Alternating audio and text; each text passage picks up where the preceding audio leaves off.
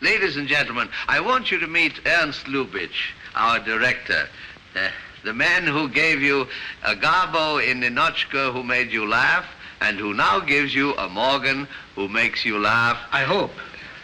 Yes, I hope so too. Welcome to Season 2 of How Would Lubitsch Do It, a podcast in which we discuss the works of director Ernst Lubitsch, one film at a time. It's September 1923, and Season 2 draws to a close as Stefan Drössler joins us to discuss The Flame. Thanks once again to everyone who's joined us over the past 11 weeks. If you'd like to help other people find the show, I encourage you to rate and review it on the podcast app of your choice. We'll be back in July.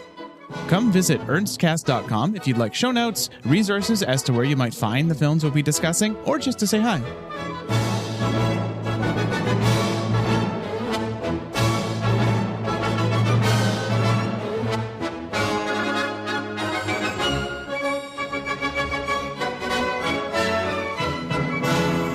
Before we start, a disclaimer. Over the course of the past 2 seasons, we have seen our fair share of obscure, hard-to-find movies. And even then, The Flame, or De Flamme, is an outlier. You cannot see this movie. It is, for all intents and purposes, lost. Only a quarter of it survives, and as of this recording, Stefan and the Munich Film Museum's reconstruction featuring this quarter is not publicly available. With all that said, I believe the conversation between Stefan and I is well worth listening to if you, like virtually everyone else living, have not seen The Flame. I hope you enjoy it. Hello, everyone. We're here with Stefan Drössler. Stefan, do you want to tell our listeners a little bit about yourself? What's your interest in Lubitsch? What's your connection to him? And what do you do? Oh, well, I'm the director of the Film Museum München, the Munich Film Museum. And I am doing the programming in the museum, and I'm restoring films. One of my projects was also to care for Lubitsch, because I loved his films all the time, already before I came to Munich. So I was always collecting. Especially, I tried to get information about the lost Lubitsch films. I did a lot of research, especially on the question, why did Lubitsch leave Germany? How did it come that he left Ufa and finally ended up in Hollywood? There were a lot of mysteries and questions which were not very clear. Mm-hmm. And especially the 2 films he did in this period, The Loves of PHARAOH and The Flame, survived only in fragmentary state when I started my research. But I also look still for material on other Lubitsch films, which I would really like to find, like PHARAOH with Asta Nielsen, the film he did before Madame du Barry, or The Patriot, where I have already several little bits and pieces and collected some photos, but the photos always show only Emil Jannings, and there is no screenplay available so far. I only have a cue sheet with a continuity, and so I was not able to bring all these elements in a good order. It was not like this with The Flame. The Flame was also one of the films where only one reel exists. And here I could collect many, many documents and photos and bring them in an order so that you can see a reconstructed version, which gives you at least a feeling for the film. You can understand the fragment and you see the style of Lubitsch, which in my eyes makes it to a key work in his career, Die Flamme, because it is very close to his American style and not so much anymore to his German films as we know them. This is very rough humor, and The Flame is already the sophisticated Lubitsch as we know him from the American movies. At this point, Lubitsch had expressed his desire to make smaller films. He saw Loves of the Pharaoh as the end of one part of his career, right? He had that quote, I think I read in the Amen book, how many times can you direct thousands of people? I think you have to see this all in a context, especially with the German film industry. The German film industry had a big development during the First World War because people wanted to see movies and they didn't want to see any more French movies because it was the enemy. And the French films were dominating the German cinemas. So the German production developed very well. And then the military realized that film industry is important for propaganda. And UFA was founded in 1917. And they put a lot of money into the productions of this new company, UFA. And Lubitsch, who had started during the war with his film career, could get bigger and bigger projects. It's very strange to see that in 1918, when the Germans already lost the war, there were big super productions prepared in Germany. One of them was Carmen by Lubitsch, but also the other directors, Joe May and others. It was also the film Opium. They were all shot during the war in 1918 with hundreds and thousands of people. One film, at least, I can prove, they shot it already with 2 different negatives, so the film was meant to be exported. You can say that the German film industry knew when the war is lost, they can try to conquer the world with films. They wanted to transport German culture into the world. Otherwise, it is not understandable why these super productions were produced with different negatives. And in the beginning, it was very difficult to export the German films, especially to the American market, because the Americans didn't want to see German movies. So Madame du Barry had the big advantage that it was announced as a Polish film with a Polish main actress and a Polish director. This was so successful that suddenly Lubitsch came into this mode to do another big period piece, which should be bigger than Du Barry. He did Anna Boleyn, and then came The Loves of PHARAOH. And The Loves of PHARAOH was meant for him to open the door to America. Passion was so successful in New York that the name of Lubitsch was suddenly famous. He could get all the budgets he wanted to have in Germany. And with The Loves of PHARAOH, he tried to convince the Americans that he is the greatest director in the world. It's very interesting that Lubitsch came the first time to America. It's the first print of Loves of PHARAOH, December 1921. And it was maybe even his first time that he saw American movies. In Germany, the American movies were not shown during the war and in the first years after the war. And he was really flashed by films by Harold Lloyd and Charlie Chaplin, but also by Stroheim and Griffiths. So he used his time to go to cinema. And when he came back, then he said, after having seen the standard of American movies, that the time of the super productions is gone and that he should change his style. Woman of Paris is often cited as the film that changed his style, and that's a gross oversimplification. He was already moving towards that clearly with this film, which is it's a small chamber piece with just 4 significant roles. It is not that Lubitsch didn't have done it before. He did it in Rausch. This is one of the big losses. You also have his Shakespeare adaptations in Bavaria. So you have Kohlheisel's Daughters and Romeo and Juliet in the Snow, which are very rustic and small too. They're very broad though. But they are not so really sophisticated. No. I would count them to the German comedies. This is rough humor. They are very funny, definitely. But this is not the stylish Lubitsch.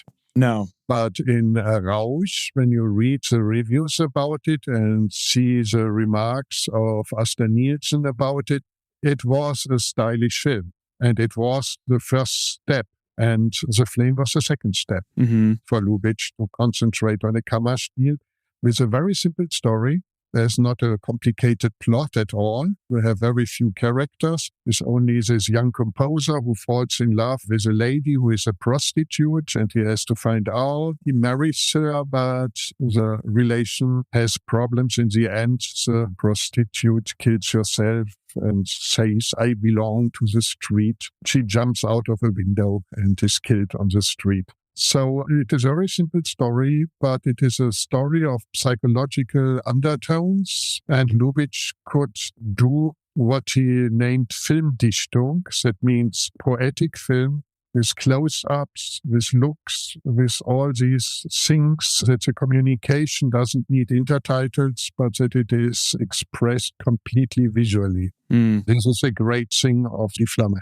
It's worth emphasizing how lost the film is. There's only one reel, so there's double-digit minutes there. I think there was, less than 20 minutes in the version that's been reconstructed. And yet, I would still find myself getting caught up in the story, even though the vast majority of the film is told with descriptive titles taken from varying sources and reviews and cue sheets and even playbills with the film. And yet I found myself by the end completely invested in these characters. So I can only imagine how compelling it would have been actually in its full version. Yeah, well, I'm quite proud that it works quite well. It is difficult in the first, I think, 30 minutes. You only see stills and photos of the film. Mm-hmm. And then suddenly Peter van Bach described it as a shock. Then suddenly you see living pictures, the characters start to live, and then you are in it immediately. And then the last 10 minutes are not a problem because in the end we see again only photos. But this one reel is pretty good. It is so well done that you are immediately in it when you have this information from the opening. Mm-hmm.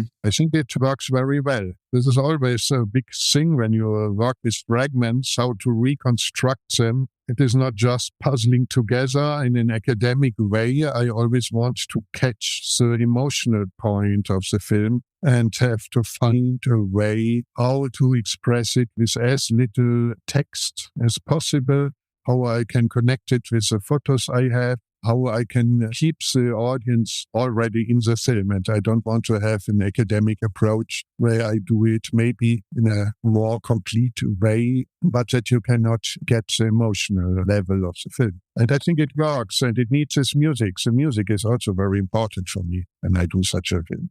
Oh, certainly. And I would love to go deeper into the process behind the restoration of these two films to spell things out for our audience here. You were responsible, and the Munich Film Museum, for restoring both this film and The Loves of the Pharaoh, the previous episode we recorded with Kristin Thompson. Mm-hmm. Both films are varying degrees of complete. How much of Loves of the Pharaoh remains? It's an hour? No.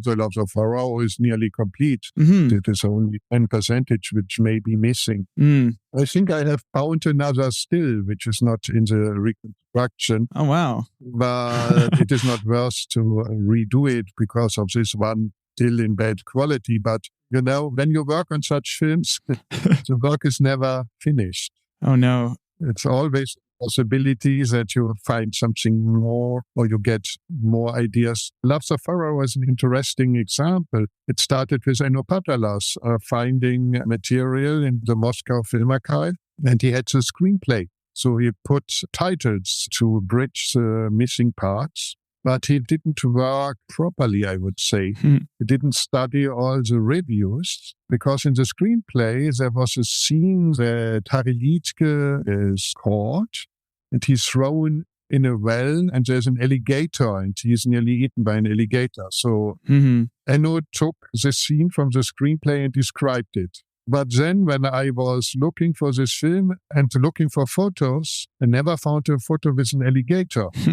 When I read all these reviews, then I found out that they changed it during the shooting, and now he is put on a big stone, and there's another big stone to smash him. Yeah. So this was not in the screenplay. So with this information, we had to rework this reconstruction because it was definitely wrong. So I only will tell you that you can always find something that you realize in your imagination. I think such a reconstruction always is an imagination of this film. When I take all the puzzle pieces together, then I imagine how the film was, and then I can start my reconstruction. I think when you see The Loves of PHARAOH, it is the complete film, nearly the complete film. You cannot expect that something is wrong in it. Mm-hmm. The Flame, we have only 25% of the film. So you cannot compare the two cases. It's a very different thing. And in Loves of PHARAOH, we have the original score, which gave us even a hint about the structure of the film and the length of scenes and titles and so on and so on. And how does that work? Were the full music sheets and everything for the original score just there, and then your team orchestrated it? Or what was the creative process behind that? Oh, well, this is a big thing. You have to find a conductor, and not only a conductor, a composer who can read the score and who can arrange it for the orchestra. He has even to make it fitting to this not complete film. It costs a lot of money. So in this case, it was necessary to have some money from television stations. And to get an orchestra to record it, this is something bigger than the film restoration and more costly, of course. I cannot go through all the steps. We can do it, but it's extensive.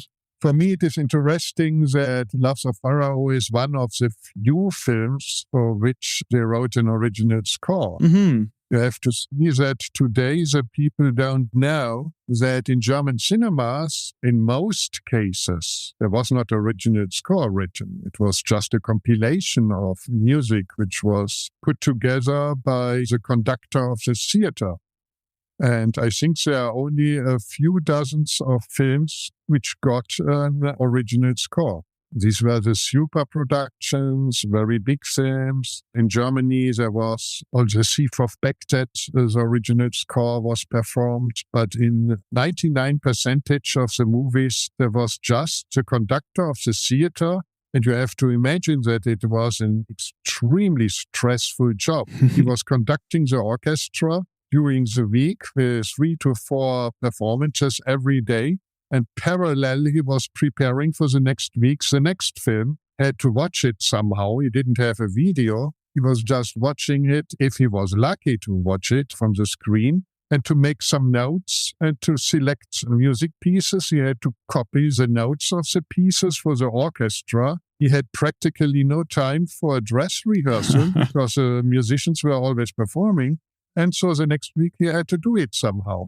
I think it was maybe sometimes better not to go to the first screening, but in the second or third day, when the orchestra was a little more familiar with the film, I think they developed the track with the performances somehow. And this every week.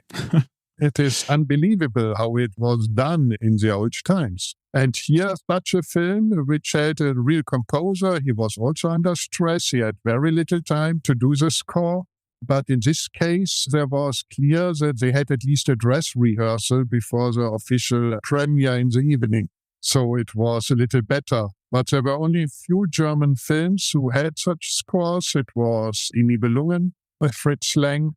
It started, I think, in 1913 with a student of Prague, and then in 1917, Christoph Hummel did the score. There were not so many original scores. And today, very often, you see in the film books or in the database a name for the score of the film. And it doesn't mean that there was a real score. It was only the conductor of the premiere theater who did his compilation, but only in this premiere theater. And it was not sent out to other theaters. So you can practically not say that it was a real score. Oh, wow. It was much too expensive and too much time. So they did it only for very big films. It's interesting the impact that's had on all the films so far we've covered, where so much of the experience is determined by, was there an original score at the time that has been recreated in this case, or were there notes, or do you have a talented modern composer making something interesting? In the case of, I think Madame du Barry had a fully new score, and that was quite good. But then you have something like The Doll, where I struggled with that score on the only available version, at least in my region. And so I actually watched the Flamme with, I don't think the version I had a soundtrack at all. So I just listened to Camille Saint-Saëns' symphony during it. I look forward to hearing your work on, and your team's work on that one when I get a chance. That's all very interesting. It will be released, I think, in the end of this year or in the next year on DVD, the English version of The Flame, with English titles in it and with a score. Then it will be out. When I restore a fragment, then it is always very important for me to get into the rhythm, to find a rhythm for the film. And this was also important for Lubitsch, by the way. That is the reason why he was so good. Lubitsch always was editing his films by himself, already in the German time, even in Hollywood, when he was one of the few directors who had access to the editing room. And he insisted on it. And Lubitsch was very fast. He was editing a film in 3 days. And even Loves of PHARAOH, he edited in less than 7 days. And he didn't have an editing table. There are photos of him. There's a lot of little reels on the table. And to have a big cispa, he was looking against the lights and knew exactly how to edit a film. He knew it already when he was shooting, that the pieces fit together perfectly. That this was a big ability of him to understand how he would edit already during the shooting. And he listened to music. And I think it's important that you have such a musical and a rhythmic feeling for good film direction. Mm-hmm. And then you can work like him. And for me, it is also important to get a right rhythm. There are sometimes little details, even in my text tables, which are important. So I talk to the musicians, how he has to bridge the things, where he has to put an accent on. So it is very, very important.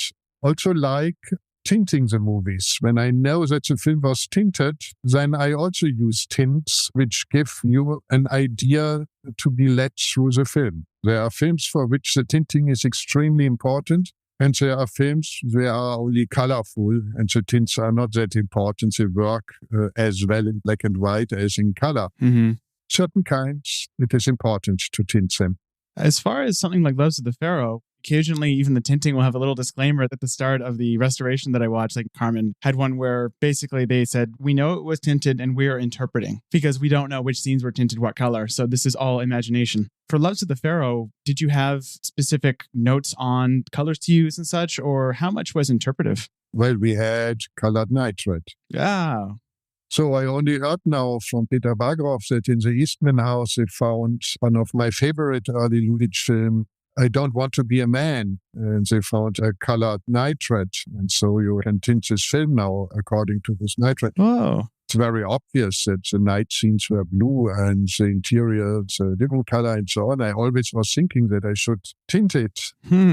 And I believe if I would have tinted it, it would have not be so wrong from the original tinting. But let's see, when they have restored this film in the near future, then we will see how the original tints were. Oh, that's really exciting. The German films, most of them were tinted at the time. I think that the flame was also tinted, but I have no indication. I have no proof so far, so I don't start to tint. If it would have been mentioned in a review or anywhere else that it was tinted, then I maybe would have tried it. With the tint, it is a little bit like with the music.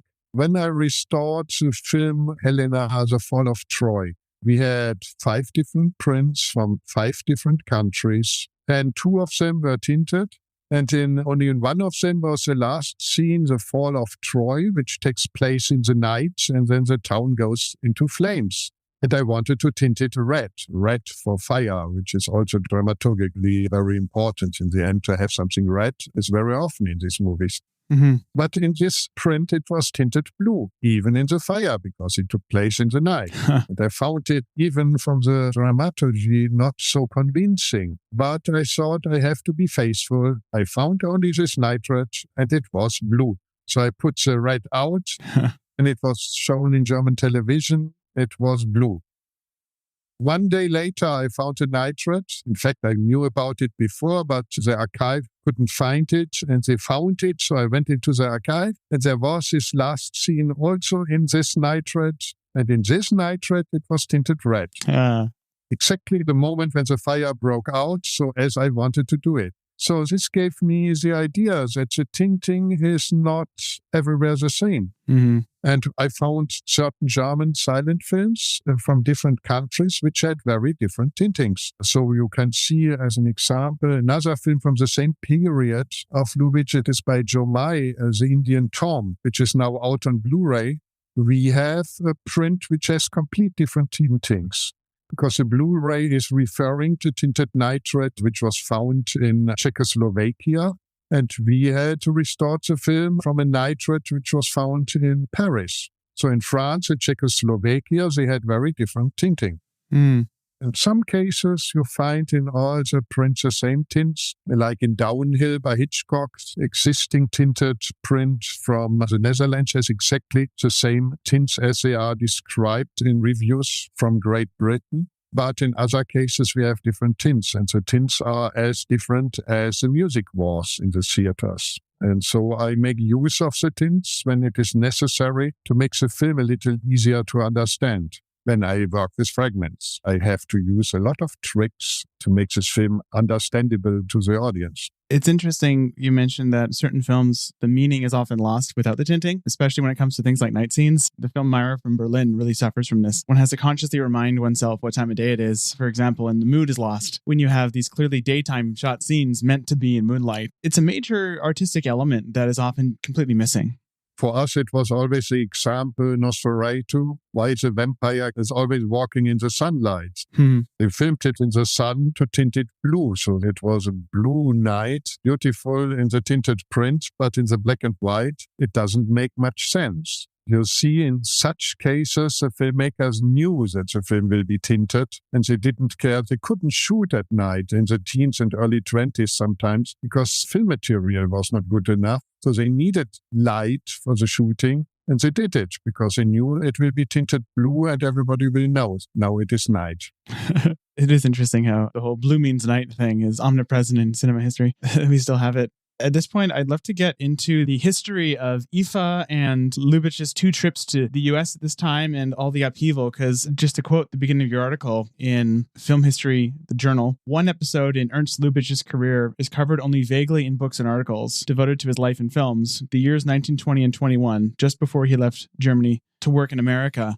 I'd love to dig into this quite a bit because this was a period of massive upheaval and a lot of almost non-starters in Lubitsch's career. He starts his own company as a subsidiary of another company. There is the first dark studios in Berlin. Everyone's moving to America. By everyone, I mean certain high-profile stars. You have to see it as this big battle between America and Germany. The Americans wanted to conquer the German market and the Germans wanted to conquer the American market. And this is a very interesting, not only during the silent era, also going up until now. And always after the war, there were big discussions about it in America. They didn't want to have German films shown in America. When Caligari was shown in New York, it was a success. When they showed it in Los Angeles, after one day, they had to stop because protests by the American film workers against it. They said that the Germans, with inflation, have an advantage and can shoot films with many, many extras because they don't have to pay them properly. And so the Germans will destroy the American film industry when all these films are let into the American market.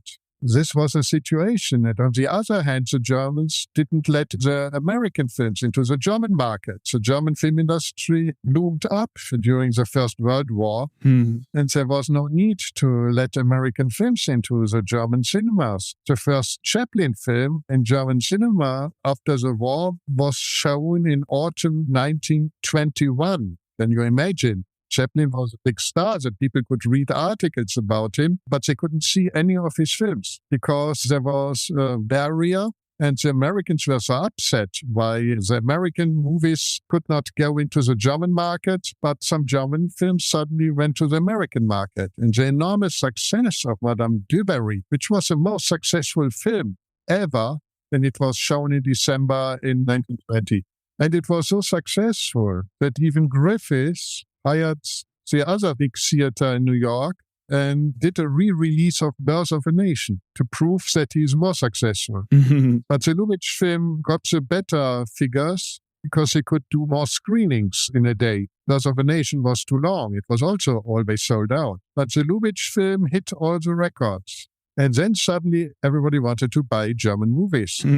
The major studios bought German movies. There were more than 100 negatives were sent to America for the American market. And then they found out that there were only very few of these German films which were really successful outside of New York. So Caligari, as an example, was much too sophisticated. It was successful in New York, maybe in Los Angeles, but it would not have succeeded in the other towns. One of the few films which really was successful also outside the big towns was Der Golem.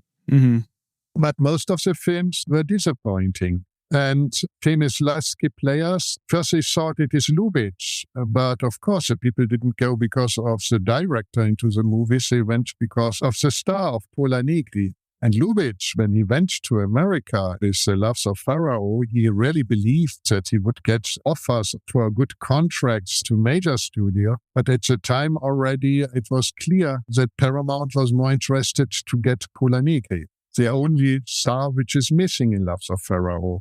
Loves of PHARAOH, Lubitsch could get everything because this film was produced with American money. So there was no limit. And Lubitsch could use, and Kristin will talk about it, for the first time, this American lamps, which he also used for the flame, where he had the possibility to have the American lighting in his movies. So Lubitsch could get the 3 male top stars to have a film with Paul Wegener, Emil Jannings and Harry Liedtke playing together. This was unbelievable. But he wanted to have Pola Negri for the female part, and he couldn't get her. And this is a problem of Loves of PHARAOH. When you imagine that there would be Pola Negri in it, the film would have been definitely more vivid and maybe much more successful. As it is, Jennings definitely steals it. I must admit, I was hooting and hollering when he came back because I was like, yes, we get more of him. It was lovely. Yeah, by the way, it was also important just to come back a little bit to the flame. I was astonished when we restored the film, but it was an American article reporting from the shooting of The Flame where we could read that the film had 2 different endings and that Lubitsch was shooting 2 different endings. He did it after his experience with Loves of PHARAOH. As American distributor just changed the ending to have a happy ending in the film. So they cut away the last minutes. And so Lubitsch didn't want to have anybody else to edit his film. So for Loves of PHARAOH, he offered the happy ending for the American market. But when the film finally was released as Montmartre under this title in America, they cut out about 500 meters. Lubitsch is complaining that the film was totally butchered. You know this letter he wrote to Weinberg in 1947, in which he names his favorite films. He is naming his favorite comedies, and he is naming the 2 favorite German serious films, Rausch and Die Flamme, but he's mentioning that Die Flamme was totally butchered in America. The shooting of the happy ending didn't prevent the film from being cut down. So, nevertheless, going back to Eva, the idea of America was to get a foot into the German market when they could not import the American movies, was to produce the films with their own company. And they called their companies European Film Allianz, Europäische Film Allianz, short EFA. One clarification I want to make, because this is probably very confusing for English language listeners such as me. There's UFA, which is the Universum Film Aktiengesellschaft, which I butchered the pronunciation of, but Universum. That was the state-run company for German films. It had a near monopoly. That started in 1917 and continued on for decades and decades in various forms. And this new company is, as you mentioned, the Europäische Film Allianz, which again, sorry for butchering that, is IFA, which is a fully new company that is a collaboration between German and American interests. Is that about right? The UFA, you have to be a little careful because the real UFA only existed until the Third Reich, when it was under the influence of Hitler. And then after the war, there were companies with this name, but it was not the UFA anymore.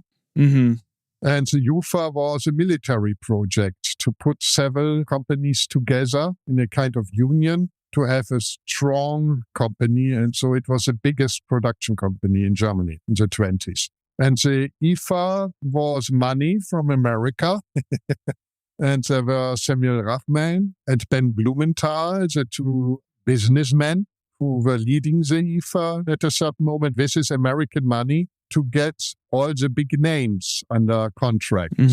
So they got Pola Negri, but they got the directors Lubitsch, they got also Emil Jannings, Max Reinhardt, who didn't do any film under the contract, but took the money, and Paul Wegener and Joe Mai and so on. They tried everybody who was successful at UFA to give him a bigger contract and promising a kind of independence. So Lubitsch thought after UFA made so much money with Madame du Barry And Lubitsch didn't get any of this money. It was all the profit for the dealers between and for UFA when it was released in America. That when he does with his producer, Paul Davidson from PHARAOH, this was a company Lubitsch was working before UFA was founded. And this PHARAOH was one of the founding members of UFA. And Paul Davidson was one of the leading producers at UFA. He left together with Lubitsch to found the Ernst Lubitsch Film Production. IFA was an umbrella company with a lot of little companies under the name of the director or the star to produce the movies. So Lubitsch got all the money to do The Loves of PHARAOH. And for IFA, he also produced in his Ernst Lubitsch production company, The Flame. But unfortunately, this whole project, IFA, because especially Samuel Rachman wasted the money, didn't see any limits. He gave everybody promises. So the IFA collapsed. And that is the reason why The Flame was not released in cinemas. For 1 year, the first American movie, Rosita by Lubitsch, was already out before The Flame was released in Germany. This is also the reason why The Flame, it was an old Lubitsch film when it was released. Why it is so little known. But this was a moment when the whole thing broke together and Lubitsch finally had to realize that the IFA only brought Pola Negri to America. Immediately after the last day of shooting of The Flame, she left for America. And Lubitsch had to stay and wait in Germany. He was quite frustrated. He thought that he should be invited as a big director. And so he was waiting and realizing that Paramount was not so much interested and even a little afraid because Lubitsch was a German. And they were afraid that there would be protests against the German. Pola Negri was Polish. And so she didn't have this problem. And finally, he got a phone call by Mary Pickford to shoot a film with her. And then he went over when there were protests against him when he arrived in California. But Mary Pickford took it. She accepted it and let him shoot. There were other problems that Lubitsch, of course, didn't want to do the movie Mary Pickford wanted to do, but this is another story. Yeah, the situation with Rosita and Pickford is its own fascinating thing, too. For me, it is interesting, and I always said one day I will do a retrospective of Lubitsch showing only his non-comedies. Because for me, it is always amazing that some of the best works of Lubitsch and the films he really liked, when he was asked what are his best films, very often he mentioned his non-comedies. And the moment when he had the possibility to do a serious film, he did it. So I always have the feeling that Lubitsch wanted to be taken more serious. And that is a reason why he shot from time to time these serious films. But he was much more successful when he did a funny film. And in the very end of his career, he realized that he had to combine it, the serious theme, to put it into a comedy. And then you have these wonderful films like Shop Around the Corner or To Be or Not to Be, where he wanted to say something. The serious films like Rausch, like Die Flamme, like The Patriot, like The Man I Killed, a film I really appreciate, especially at this time when he was shooting it. But you can also put some of his melodramatic films like Old Heidelberg or Angel. It's not a real comedy. Heidelberg might be my favorite of his silent works. That film is very close to my heart. Also to me. And it is not a comedy. You cannot say it is a comedy. It is a tragedy in the end. It's a big melodrama. It has this tone, though, because it is so funny. There's so much levity in the film. It has wonderful ideas, of course. Oh, yes. One question I have is, what did the situation in Weimar Germany, especially Berlin, did that have an impact on the fate of IFA, especially with the height of hyperinflation in mid-22 and instability? Did that also serve to undermine IFA? Yes, of course it was a problem. I think so. And it changed the German film industry also.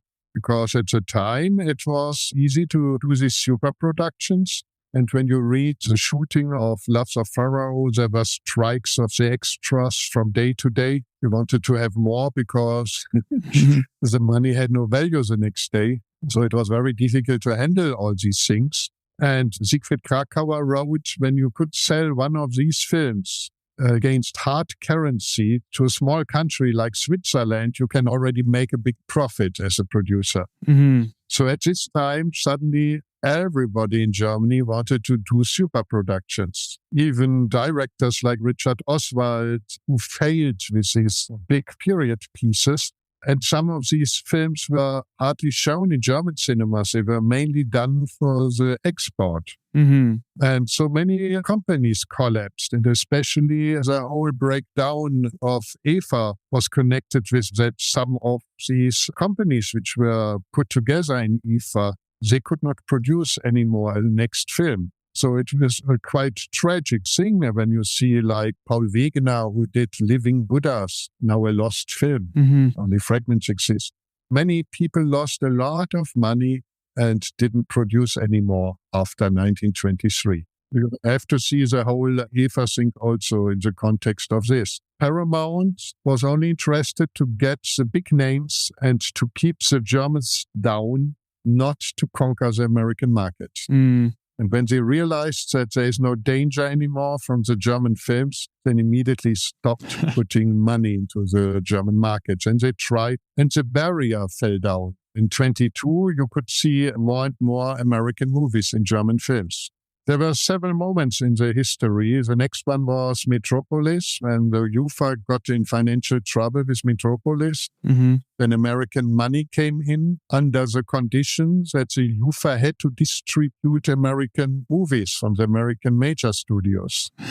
Then came the sound film, and the Germans were happy that now the Germans would want to see German movies and not American movies. So the Americans are out of the market, they believe.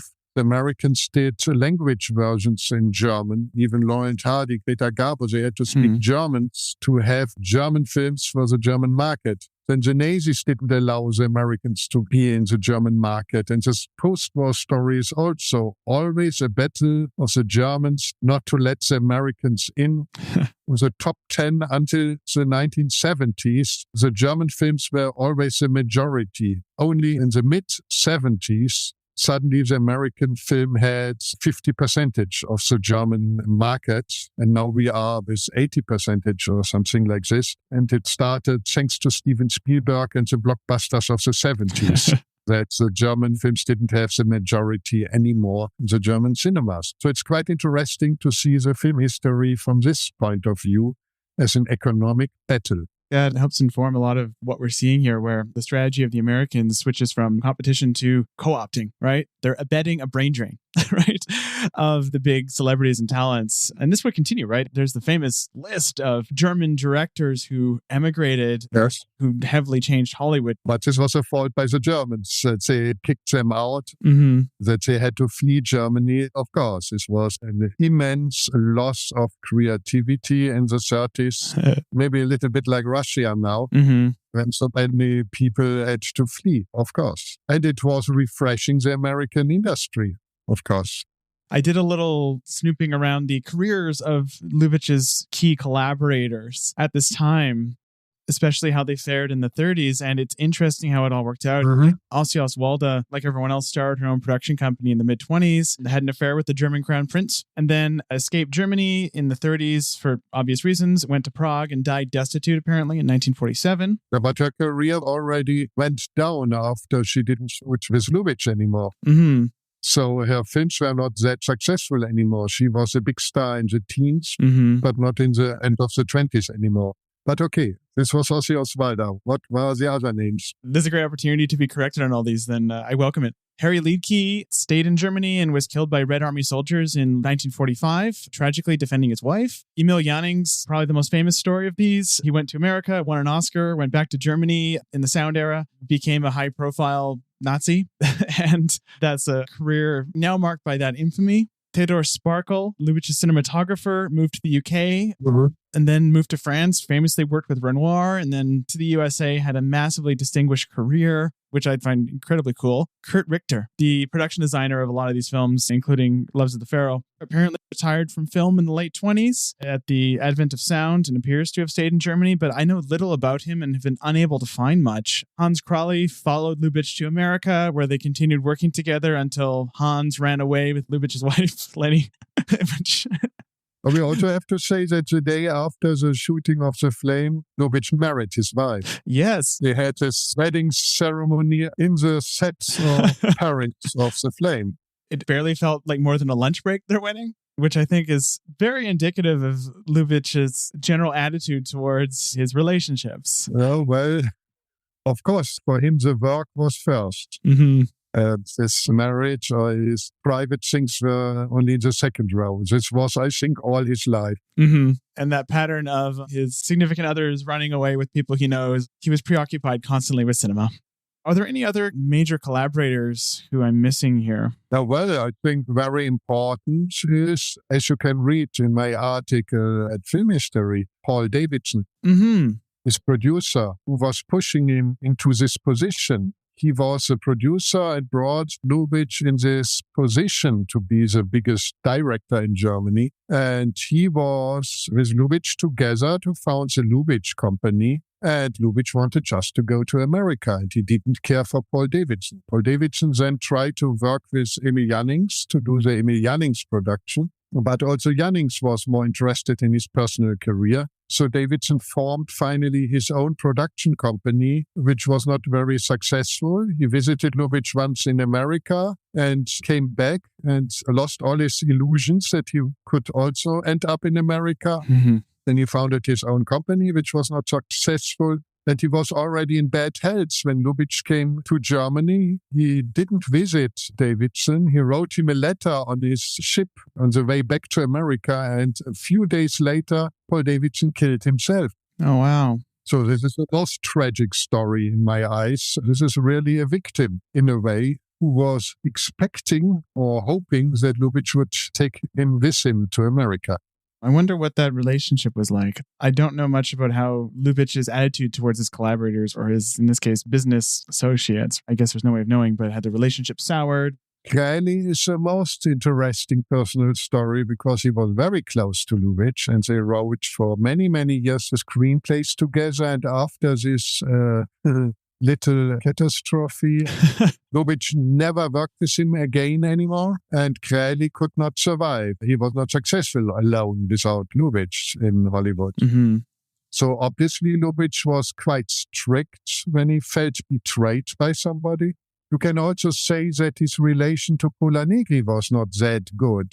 When he was shooting The Flame, Pola Negri had already her contract in America and she played the big shot and let Lubitsch wait on the set. She came late and so on. She was a diva. They shot again once in America. And I would love to know exactly how this relation was. The two met again in America.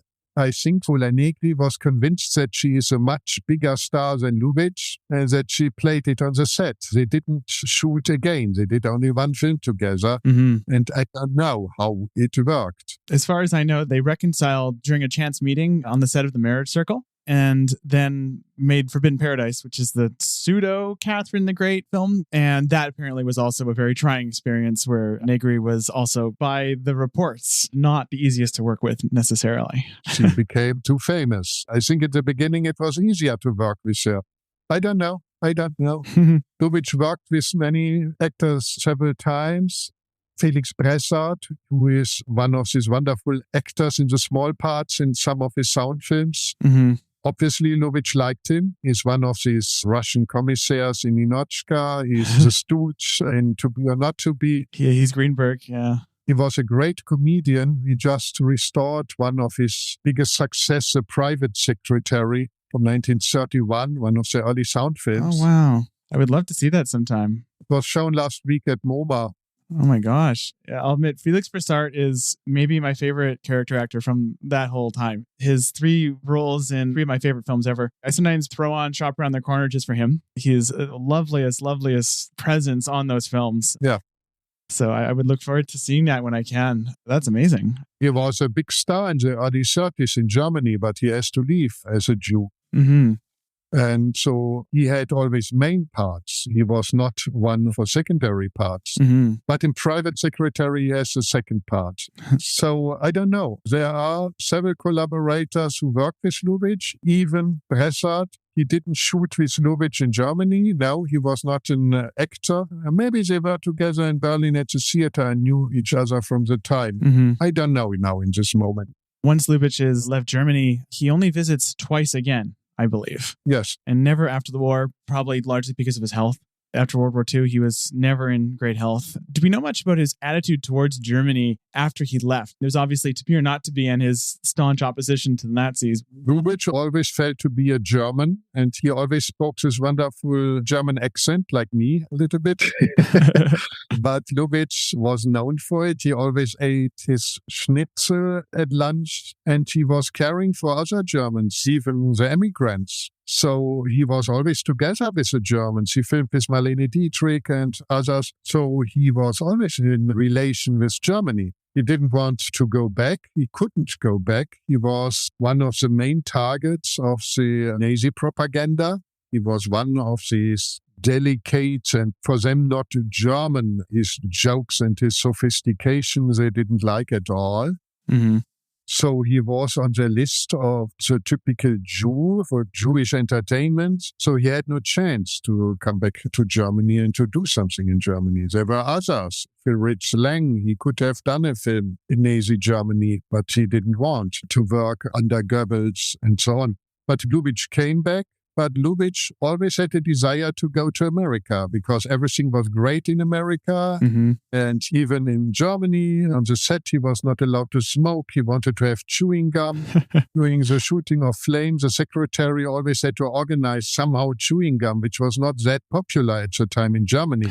So these were all American things which Lubitsch appreciated. And it was very clear to him that he wanted to go to America and to have this experience. And I think he never thought about going back to Germany. He even began learning English quite rigorously at this time, so he was clearly planning. And he was asking for American citizenship, I think, already in 1923, very early. It was long before the Nazis came and so on. So it was clear for him. He didn't leave Germany because he had discrimination or that he felt insecure because of being a Jew. He wanted to go to America and he liked this American way of life in a way. But he himself always claimed that he is German and that he will not lose his German approach and his German culture. This he said in some of the interviews. Mm-hmm. Even before he left Germany, he said that he will always be a German.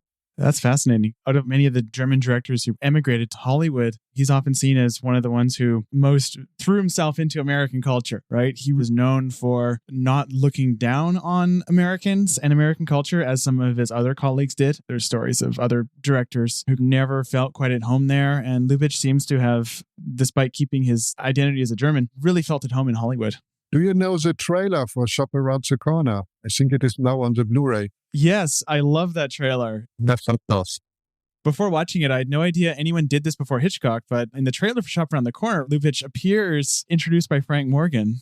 Yes, I liked it always. I always had a print of it. And so now it is available on the Blu-ray, fortunately, because I like it how Lubitsch presents himself. Mm-hmm. There were other directors. It was not Hitchcock who invented it. It was Cecil B. DeMille, Otto Preminger. Oh, interesting. They all showed up in their trailers. And the one who did it most was The Biggest Showman. I don't know if you know his name, William Castle. Mm-hmm. And Hitchcock stole the idea more from William Castle. When Hitchcock did his Psycho trailer, the first trailer in which he showed up personally, this Psycho was very much to his television work and was very close to William Castle. He was a missing link to the old Hollywood. In the old Hollywood, these were only the big directors who wanted to do a cult around them, as Hitchcock did, and Cecil B. DeMille did, and Lubitsch was one of the first. And the people went into a Lubitsch film, not into a Claudette Colbert film. It was a Lubitsch film. Mm-hmm. He put the name of the director over the film. And this is, for me, the amazing thing. how we succeeded in it in the mid-20s already, that the people were talking about the Lubitsch film. It's interesting to me. There's this often remarked upon irony, right? Where Lubitsch was an early success, an early American director who had a brand, right? People knew him. He was in the trailer. He had the Lubitsch touch. People saw him, as you say, because of his films. And yet he has so severely fallen off in recognition since his death. And I've heard many, many different accounts of this, why he was known for comedies, wasn't taken as seriously. He died before the Cairns people could get to him, all that sort of thing. Do you have a theory of the case of this? How did Lubitsch go from he was name dropped in Sullivan's Travels. Veronica Lake does not have to explain who Lubitsch is. It's just, I want to work with Lubitsch. That's a joke in that movie, and it works because everyone would have known who he was. Why has he fallen so far out of the consciousness? I think that Lubitsch understood what cinema is, and that it is something completely different from theater in a time when not many people understood it. And he wanted always to improve himself. And he was always open-minded to do new things. He was not afraid at all. I'm always astonished. Why the hell did he go to America? It was a quite risky thing, but he had not the slightest doubt that he could succeed going to America. And it was not that easy in a complete different culture, which he had very little knowledge about. But he was clever, he was quick, he could understand the situation, he was witty. I don't know. It's also unbelievable that he could shoot 4 or 7 films in a year in his German period. And these were not bad films. These were good films, innovative films, very different genre. He was always editing them himself. There are interesting battles he had, like with Asta Nielsen, the big Danish film star who was dominating the European cinema in the teens. And Lubitsch was shooting this here. And so they sent letters, public letters to each other. And you can see that Asta Nielsen, who did also great films, but she was more coming from the stage. Mm-hmm. And she kept this note. When she shot her own films, she had to be in the image. It's a little bit like Chaplin. You compare Chaplin to Buster Keaton. Buster Keaton is also the much more modern filmmaker. That is the reason why he is still so popular. And I think maybe even will become one day more popular than Chaplin. Chaplin is a clown. You put the camera in front of him, he's standing in the center, and then he is performing. He's doing his things. He's very good in it. Buster Keaton is a filmic author. He doesn't have to be in the center. He has a knowledge of film construction. He can put other things in the center of the image. And he has a feeling for rhythm, for storytelling, and so on. And I think the same you have with Lubitsch. That is the reason why the Lubitsch films are so good. The editing, it is far superior to most of the other German films of the time. Mm-hmm. Even in the reviews, some of the critics are saying, why is it edited so quickly? Because Lubitsch edited it and he made it as short as possible. Mm-hmm. Same did Orson Welles. In my collection here in Munich, we have all the unfinished Orson Welles films. And when I studied the work prints of Orson Welles, you can see that each time when he was at the editing table, he cut the film shorter, shorter. And sometimes he even went over the point. Then he glued back the single frame with splices back into the shot, but he tried it out because he wanted to go to the most extreme. And I think it was Lubitsch also. He knew exactly how to use the editing. And it was his idea of poetic film to have a dialogue of 2 characters in front of the camera without any intertitle and only with looks and smiles and editing telling you what is going on. And this was his ideal. And this is very modern. Mm-hmm. And you see today a really good filmmaker tries to tell the story visually and not just through dialogue. For someone who, again, was so influential, made so many films, was clearly such a public figure, he isn't really seen nowadays by, let's say, the movie-going public. I would say that Chaplin, Keaton, Hitchcock, Ford, Wells, Lang, the list goes on. Those are all directors who you hear about them nowadays. They're spoken of frequently in various contexts, film schools, etc. But for example, just even my own experience being a random Canadian, the word Lubitsch was never mentioned once in my entire film schooling career, right? Really? Yeah, which doesn't speak well to it. I'll never forgive them. But at least in North America, Lubitsch has kind of fallen. I mean, I think he fell probably in the mid-century out of the conversation and never really came back. right? He's still the figure you learn after you learn all the big ones. And you go, how did I miss this? Does anything account for that, I wonder? I have no idea. For me, Lubitsch was always one of the great. These are these very individualistic directors. Max Ophüls or Orson Welles, these are for me the really great directors. I think Hawks or Ford, of course, I also like them, but they are maybe even a little boring. It's difficult to say. Ford did so many great films, of course, but they are not so unexpected like the others. They are more whirlwinds. You don't know exactly. They tried out a little more than John Ford would have done. Ford is great. I personally prefer Hawks to Ford, but this is only a question of taste, I think. Both are great. As a cinematographer, I think I'm predisposed to love Ford because he's so pictorially beautiful. You watch any of his Technicolor or VistaVision stuff and it's like, oh my gosh. Definitely. Maybe here in Europe, we have more this theory that we take these filmmakers, and especially the ones who switched between the cultures more seriously or more important than you do it. Of course, Ford and Hawks are very American. They lived always in America. It's shot also in Africa, Hatari, which is one of my films I like very much, or in Ireland, or what's on. But nevertheless, they are very American. And here, these directors I mentioned, they were always switching between the culture. And here, even some people thought that Orson Welles is a European who went to America. They are always surprised that he is an American who then in his later years stayed in Europe. This didn't happen that much. It happened only to the studio directors in the late 60s when they went to Europe because they could shoot cheaper here. Nicholas Ray and others came over.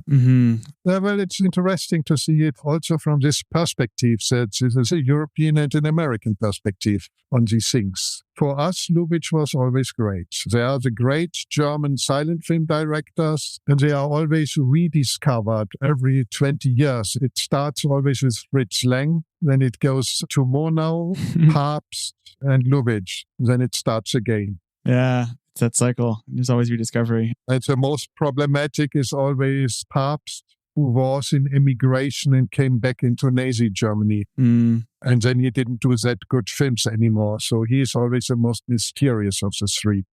I have to say that this talk was now so much floating around that we didn't talk that much about The Flame. It is difficult because the film is incomplete. We cannot talk to it like a normal film. I don't think that there is something essential which has to be said. For me, the thought is important that Lubitsch is not just a comedy director, that Lubitsch wanted to be a serious director and that you can make a line between the serious films. And for me, the amazing talent of Lubitsch is also showing you when you see a lot of PHARAOH shot in 7 months, outside of the studio, a lavish production, and then shooting The Flame, studio production with few characters, completely different. This shows the two ends, what Lubitsch could do. And both are Lubitsch films, and both are somehow typical for Lubitsch. This, I think, is interesting as a thought, and I think we should be careful to put him into a certain category. He was quite universal. I think that's a great sentiment to end this season on. If there's a thesis to the Berlin seasons of this podcast, it's that at this point, Lubitsch was going in an absurd number of directions, right? You have the Gingerbread House maximalist comedy of Wildcat. You have the first lo-fi film I've ever seen in The Doll. You have numerous opulent historical epics. You have the Ruritanian comedy and The Oyster Princess. And you have films like The Flamme, which is a small chamber piece, Kammerspiel, as you put it. And so this image we have of Lubitsch as an artist is really problematized and given depth and nuance by this era in his career where he made over half his movies, right? Over half his movies were made in Berlin. And it's just an artist who is unsettled and experimenting, and it's lovely. I've so enjoyed recording these 20 episodes now. Oh boy. For me, one of the most astonishing films is A Man I Killed. To do a peaceful film in 1932 is absolutely amazing in this situation. And I think it's one of the most underrated movies he did. There was now a remake in France, which is also pretty good. Yeah, the Ozon, right? This Lubitsch film got a little more attention, but before hardly anybody had seen it, and nobody would put it on the list of the great Lubitsch films. Everybody would put some comedies first, and I would put some of his serious films. I think they need much more attention to understand Lubitsch. Mm-hmm. What you can find about Munich Film Museum, about my work, we mentioned these articles I have written in film history about the EFA. We have restored many films and we released them on DVD. So about 100 DVDs are out with our film restorations or reconstructions. And I'm quite proud on some of these reconstructions. And I think you can find them when you look in the internet. A lot of pirate copies are floating around, but you can also buy the official DVDs. Papst, as an example, his great masterpiece, his second film is A Joyless Street, film with Greta Garbo and Asta Nielsen in it, and it is the most censored film of all times. And it is also only a reconstruction and still missing about 25 minutes. These are the things I like to work on, and I hope one day it will be possible to do something with The Patriot, because this seems to be also one of the great films of Lubitsch, where we really have to regret that not much more is known. I'm so curious about The Patriot because I'm actually planning on recording an episode about it. Because you brought it up, I would love to know any information you have about that film and if there's any materials I can study up on before that episode, because that episode truly is going to be about a movie that is inaccessible, one that doesn't even have a reconstruction. I have a print of the existing 5 minutes. Oh my gosh. There are 5 minutes which were found in Portugal, and it shows a very fluid camera. The other things which exist of this film is a trailer, which is one of these treasures DVD. Yeah. And you can see very little bits in one of the Sternberg films, who is maybe responsible that the film was destroyed because he used some of the shots for, I think, the Scarlet Empress. But I really looked for it. And then I found one cue sheet where I can see which musical pieces were played. The problem is really with the stills, because all the stills only show Emil Jannings. And with these stills, you cannot tell the story. I have, of course, the programs from the period, so I can know the storyline, but I didn't find any screenplay or continuity script. This would be necessary. Then I maybe could put the photos in a certain order and try to tell the storyline. So far, I think with these elements, you cannot do a reconstruction. But I still hope, and I think a screenplay or something should show up one day somewhere in a collection. And of course, I cannot permanently control all the universities and archives and so on. So I say it here in the hope that one day somebody will shout, why are you saying there is no script available? We have it in our collection for hundreds of years. You should have asked us. But I don't know who I should ask. I have these 5 minutes in my office. It was funny when I got it as a personal gift once. When I was in Lisbon and did a lecture about Werner Schröter, the films I restored, and then the director of the institution told me, Stefan, I know you love Lubitsch. We have a gift for you. And then he gave me a little package. I'm not allowed to open it now. And they just found it. Oh my gosh, that's incredible. So I was totally surprised, but it doesn't help much. It only shows you the very fluid camera. And it is a silent version because in Europe, the film was released silently, while in America, it had some sound parts in it, as you can see in the trailer. Thank you so much for coming on the show. So I'm very interested to see how you will edit. I think it needs some talent to edit it together, to get a structure in it. I'm sometimes talking too much, I know. Oh, it's talking too much is the nature of this podcast. I mean, why else would we do a whole episode on a film where only this episode is 5 times longer than the part of the film that remains? Well, Ernst has set sail for Hollywood, and that means season 2, and with it, the Berlin period of our podcast, is over. I would like to thank all the guests who lent their time and support to the show. Luci Marzola, Jaime Rebanal, Tim Brayton, David Cairns, Maddie Whittle, Paul Koff, ×2. Bram Ruiter, Will Ross, Kristin Thompson, and Stefan Drössler. Our editors, Griffin Scheel and Gloria Mercer. All the people who lent valuable counsel and support. Anna Shitek-Scott, Dave Kerr, the MoMA, Jose Arroyo, Matt Severson, and the Margaret Herrick Library, as well as many, many others. And you listening to this. Thank you for making it this far. I look forward to returning in July when we rejoin Ernst in Hollywood. How Would Lubitsch Do It is a production of Moving Image Agency. If you enjoyed this episode, please rate and review us on whatever podcast service you happen to use. We'd like to acknowledge that this podcast was produced on the unceded territory of the Musqueam, Squamish, and Tsleil-Waututh peoples.